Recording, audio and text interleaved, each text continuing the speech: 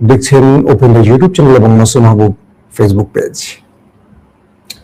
আশা করি প্রত্যেকে ভালো আছেন। যে প্রান্ত থেকে আমার এক দর্শক নক করেছিলেন যে সকালবেলার লাইভে আমি চিটাগাংয়ের একজনের নাম বলেছি, তাদের নাম বলি নাই কেন? আপনাদের সবার নাম বলতে গেলে তো ভাই অনেক লম্বা। কলকাতা মুর্শিদাবাদ থেকে দেখছেন একজন। আপনার মতো সাংবাদিক পাওয়া অনেক কঠিন। এটা কে লিখছেন? মোরফ হাসান। বাংলাদেশের বগুড়া জেলা মহেশখালীগড় থেকে মামুনুর রশিদ। ভাই, আমি দীর্ঘ সময় বগুড়া ছিলাম। বগুড়া আমার খুব পছন্দের একটা শহর, তবে ইদানিং আমার সবচেয়ে ভালো লাগে আরেকটা নতুন শহর। সেই শহরটাতে আমি বারবার ফিরে যাই, আবার যেতে চাই।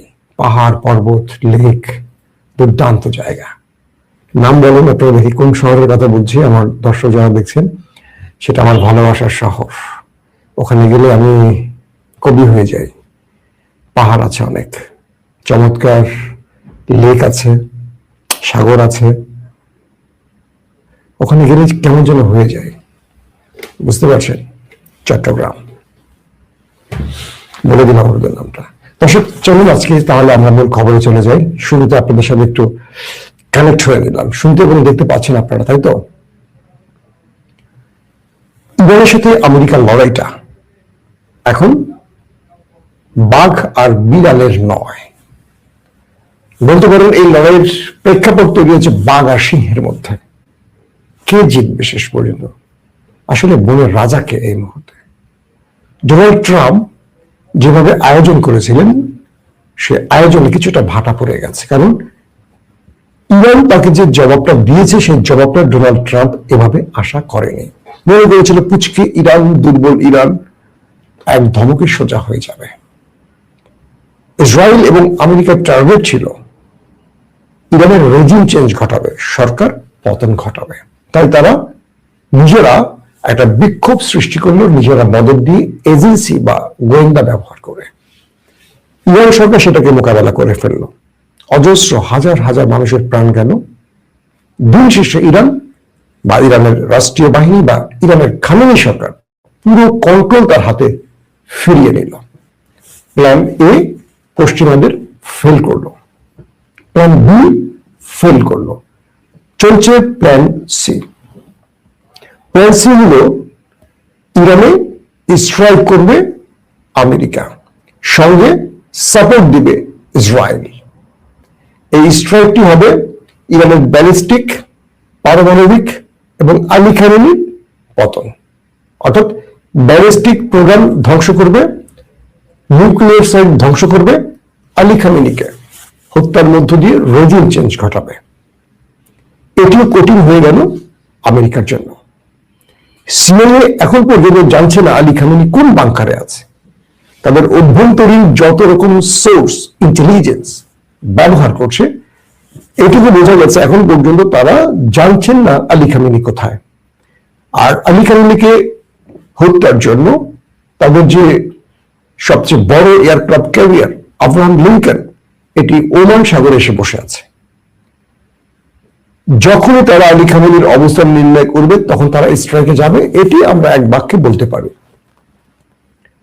এর মধ্যে আরবের উপর চাপ প্রয়োগ করলো ডোনাল্ড ট্রাম্প, যে এত দূর, মানে এত পথ, হাজার হাজার মাইল পথ পাড়ি দিয়ে এসে ইরানে আমি সফলভাবে অ্যাটাক করতে পারবো না, তোমরা তোমাদের ঘাঁটি আমাকে ব্যবহার করতে দাও।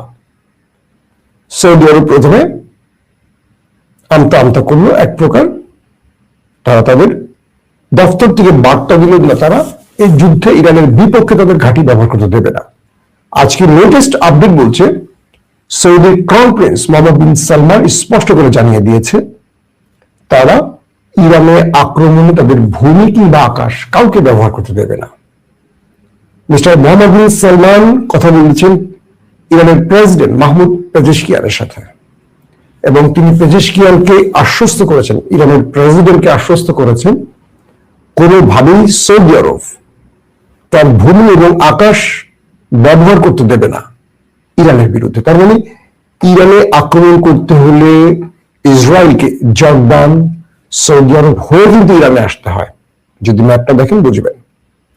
তাহলে সৌদি আরবের আকাশে যদি ইসরায়েল উঠতেই না পারে, ইরানে অ্যাটাক করবে কিভাবে, কোন পথ? ইতিমধ্যে জর্দানেও তারা সৌদি আরবের চাপে পড়ে হোক বা কারো চাপে পড়ে হোক, তারা বলছে যে তারাও দেবে না। শেষ পর্যন্ত কি করে জানি না, কিন্তু তারা দেবে না, এই কথাটি বলেছে। ইন্টারেস্টিং ব্যাপার,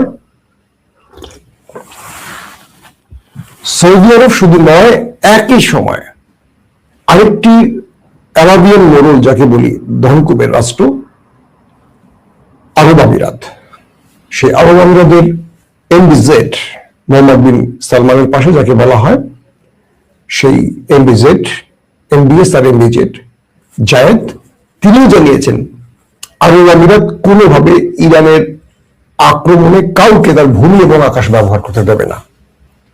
এই সংবাদটিতে আমেরিকা বেজায় অখুশি হয়েছে, ইসরায়েলের স্বপ্ন ভঙ্গ হয়েছে এবং তারা স্টেটমেন্ট সরাসরি দিয়ে দিয়েছে। ইরানের প্রেসিডেন্ট মাসুদ পেজেশকিয়ান আজকে স্পষ্ট এই বার্তাগুলো জানিয়েছে যে এই রাষ্ট্রগুলোর পক্ষ থেকে তার সাথে কি কি কথা হয়েছে।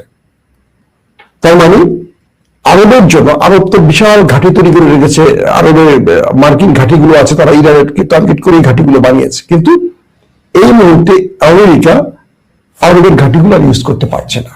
যে জন্য একটা অ্যাভন লিঙ্কন দিয়ে তারা কি করবে, সাগরের গালফ অফ ওমানে থাকা একটি মার্কিন এয়ারক্রাফট ক্যারিয়ার কি করতে পারে? সেখানে ধরেন 700 যুদ্ধ বিমান আছে, কিন্তু ইরান তো এটাকে খেয়ে দেওয়ার জন্য নিজের পজিশন তৈরি করে রেখেছে, পরিকল্পনা তৈরি করে রেখেছে। তাহলে কি করবে? এর মধ্যে নতুন স্টেটমেন্ট দিল লেবাননের হিজবুল্লাহ এবং হুতি, অর্থাৎ ইরানের আল কুদস ফোর্স গুলো, যেগুলো প্যারালালি প্রক্সি বাহিনী হয়ে লেবানন, ইয়েমেন, ইরাকে অবস্থান করছে, তারা একসাথে বলেছে ইরান আক্রান্ত হলে তারা পাল্টা জবাব দেবে। এখন প্রশ্ন করতে পারেন যে এরা তো পুচকি বাহিনী, এরা কি আমেরিকার বড় কোনো ক্ষতি করতে পারবে?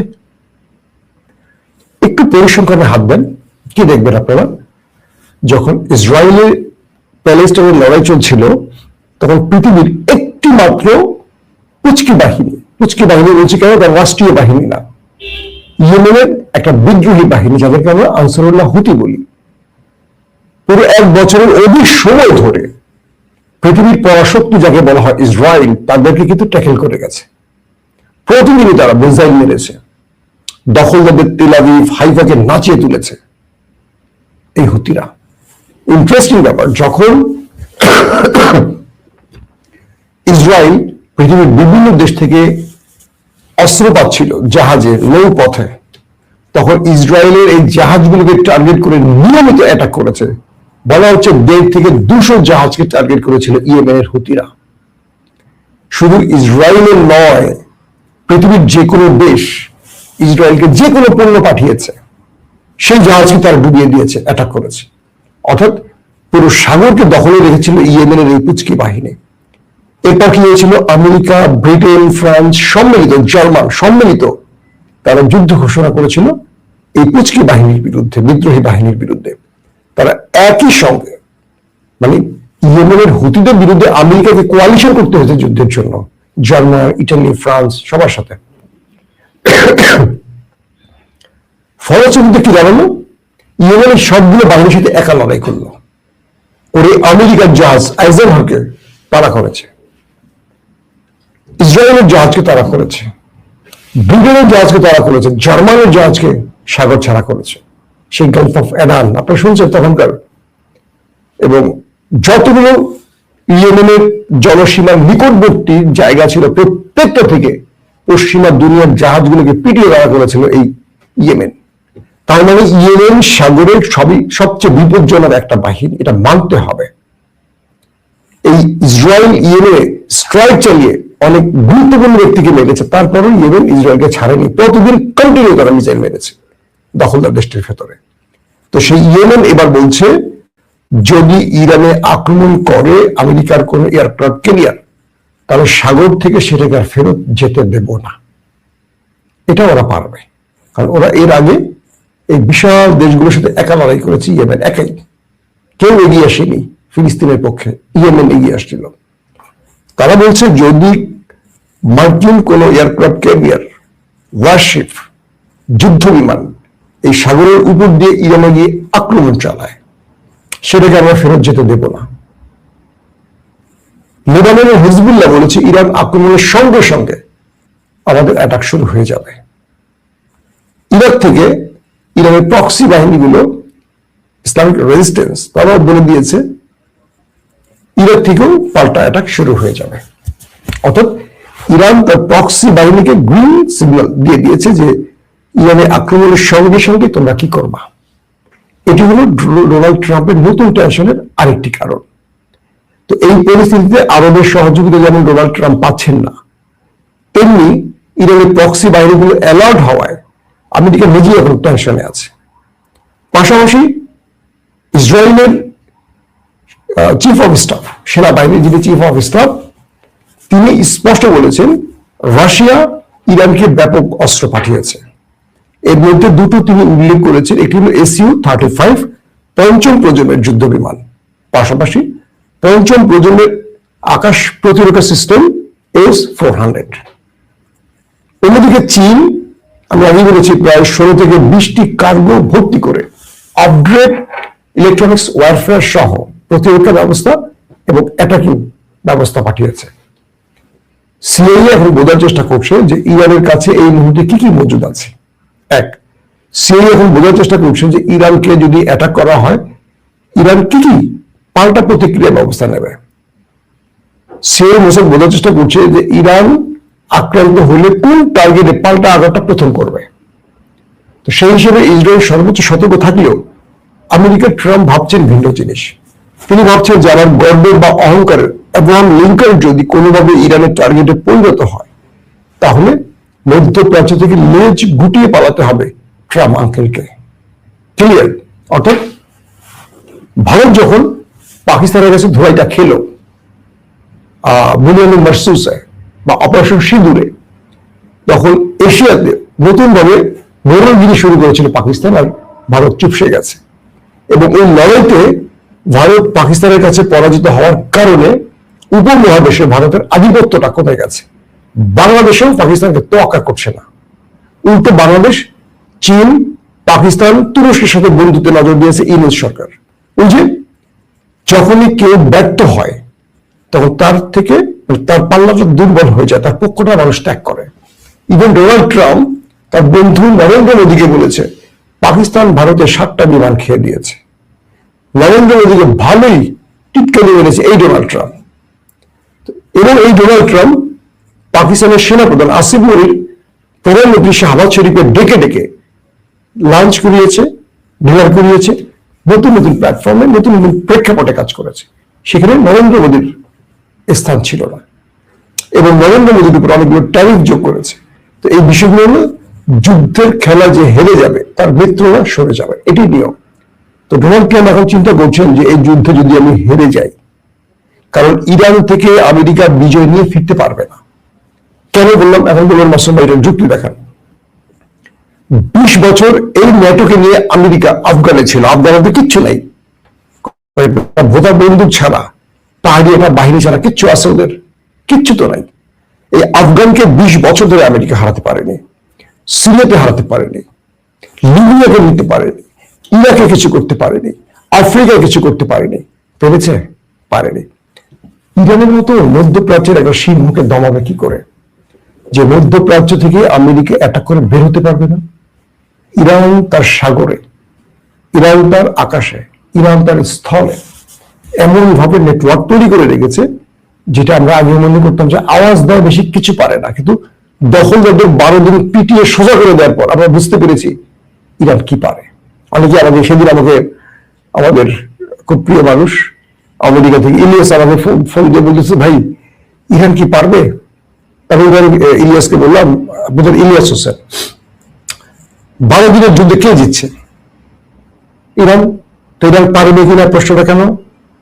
আমেরিকার সঙ্গে আছে।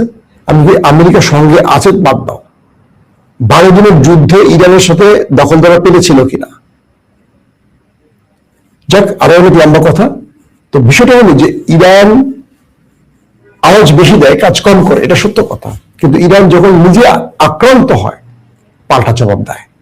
ইরান কাতারের আল উদাইদ বিমানবন্দর থেকে ইরানে যে অ্যাটাক করেছিল পারমাণবিক প্রকল্পে এই আমেরিকা, সেখানে ইরান আক্রমণ করে তবে পুরো কমিউনিকেশন সিস্টেমকে ধ্বংস করে দিয়েছিল আমেরিকা, ছাড় দেয় নাই। তো আজকে এই পরিস্থিতিতে এসে যে বিষয়টি ক্লিয়ার হয়েছে, আরব রাষ্ট্রগুলো ইরানের পক্ষ দাঁড়ায়, ডোনাল্ড ট্রাম্প এখানে হতাশ হয়ে গেছেন। দ্বিতীয়ত, প্রক্সি বাহিনীগুলো নতুনভাবে মাঠে নামছে ইরানের পক্ষে। তৃতীয়ত, আন্তর্জাতিকভাবে আমেরিকা ইরানে আক্রমণে তার বন্ধুদের পজিটিভ বা গ্রিন সিগন্যাল সেভাবে পাচ্ছে না। কারণ আরব আমিরাত এবং সৌদি আরব তারা বলে দিয়েছে, আমরা চাই আন্তর্জাতিকভাবে ডায়ালগের মাধ্যমে সমাধান, কোনো যুদ্ধ আমরা চাই না। এখন আমেরিকা কেন ইরান আক্রমণ করবে, একটা কারণ তো খুঁজে বের করতে হবে। কেন? কারণ আন্দোলন দমন করতে গিয়ে ইরান আক্রমণ করেছে তার জনগণের উপর। প্রশ্ন হলো, যারা আন্দোলন করতে নেমেছেন তারা অজস্র মানুষকে কি করে অস্ত্র সহ মারল? আন্দোলনকারীরা, নিরস্ত্র আন্দোলনকারী বা সাধারণ জনগণ কি করে অস্ত্র পেল? কারা অস্ত্র দিল? পুরো পৃথিবীতে জানে তাদেরকে কি অস্ত্র দিয়েছে। অর্থাৎ ইরানের এবার আন্দোলনটি সফলভাবে গ্রিপ করতে পারেনি পশ্চিমারা, এবং ইরান সেটিকে দেখিয়ে দিয়েছে যে এখানে পুরো মদত দিয়েছে তারা। বাংলাদেশের ছাত্র জনতার আন্দোলন হলো, কোন ছাত্র তাকে গুলি করেছে দেখছেন? একটা ফুটেজ, পুলিশ গুলি করেছে, সেনাবাহিনী গুলি করেছে, র্যাব গুলি করেছে, বিজিবি গুলি করেছে, ছাত্ররা গুলি খেয়েছে। যে কারণে পুরো পৃথিবী এই আন্দোলনটাকে বিপ্লব হিসেবে দেখেছে। হাসিনার পতন হয়েছে। তো ইরানের ভেতরে নিরীহ মানুষগুলো, তাদেরকে অস্ত্র দিয়েছে ওরা, দিয়ে ওরা নিরাপত্তা বাহিনীকে শুট করেছে। অনেক নিরাপত্তা বাহিনী পুলিশকে মেরে দিয়েছে। পুলিশকে মেরে দিলে পুলিশ ছেড়ে দিবে? পাল্টা পুলিশ মেরেছে, হাজার হাজার মারা গেছে। রাষ্ট্রীয় বহু সম্পদ নষ্ট করেছে ইরানের এরা। দেশের মানুষ রাষ্ট্রীয় সম্পদ নষ্ট করে শুনছেন কখনো? আপনি হাসিনার বাড়ি ভাঙবেন, কিন্তু আপনি সংসদ ভবন ভাঙবেন, আপনি আমাদের মেট্রো রেল ভাঙবেন, এটা তো হাসিনার না, এটা রাষ্ট্রীয় সম্পদ, এটা সুবিধা আমরা নেই। সেজন্য হাসিনার বাহিনী মেট্রো রেলে আগুন দিয়ে বা ভাঙচুর চালিয়ে এটাকে নিয়ে খেলতে চেয়েছিল, আপনাদের মনে থাকার কথা। তো ইরানের ক্ষেত্রে সেই বিষয়টি ঘটেছে।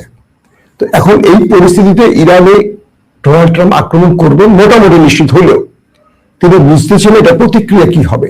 আর ইরান আস্তে আস্তে তার কবজা নিয়ে নিচ্ছে সবকিছু। তারপরও ডোনাল্ড ট্রাম্প যেহেতু এসছেন, এবার ফিরে গেলে তার নাক কাটা যাবে। এই নাকটা রক্ষা করতে তিনি একটা কিছু করবেন। এই কিছুটা কখন করবে এটা বলা মুশকিল, তবে যে কোনো সময় করতে পারেন। প্রিয় দর্শক, এই পরিস্থিতিতে আমরা একটা কথা আবারও বলবো, বারবার যে কথাটা বলি, আমরা যুদ্ধ চাই না, আমরা ডায়ালগ চাই, শান্তি চাই। ইরানকে ইরানের মতো ছেড়ে দেওয়া উচিত। ইরানকে দখল করে আরেকটি অকার্যকর রাষ্ট্র বানানো, সিরিয়া বানানো, আফগানিস্তান বানানো, আমেরিকার এই পরিকল্পনা ব্যর্থ, এটা আমরা চাই। এবং প্রতিটা মুসলিম রাষ্ট্র ইরানের পাশে থাক, এটাও আমরা চাই। তারা শিয়া বা সুন্নি এটা নিয়ে কথা না, মুসলিম রাষ্ট্র ধ্বংসক এটা আমরা চাই না। আপনি যদি আমার সাথে একমত হন অবশ্যই কমেন্ট করবেন। ইনশাআল্লাহ আজ রাত 10টা কিংবা 11টায় আরেকটা বুলেটিন দেওয়ার চেষ্টা করব, এবং সেটা হবে বাংলাদেশের প্রেক্ষাপট নিয়ে। বাংলাদেশের প্রেক্ষাপটে কিছু তথ্য পেলাম আজকে এজেন্সি বা গুরুত্বপূর্ণ কিছু ডিপার্টমেন্ট থেকে, যে আমাদের কিছু ইসলামিক দল আওয়ামী লীগ এবং দিল্লির ফাঁদে পড়েছে, এবং তারা কিভাবে আবারও আওয়ামী লীগের হয়ে কাজ করছে তার কিছু চরিত্র উন্মোচন করব। যদি আজ 10টা 11টার সুযোগ সময় ঠিক থাকে অবশ্যই লাইভটি দেখার চেষ্টা করবেন। আমিও চেষ্টা করব, যদি কোনো কারণে, অনিবার্য কারণে আমি পোস্টপোন না করি। প্রত্যেকে ভালো থাকবেন। আল্লাহ হাফেজ।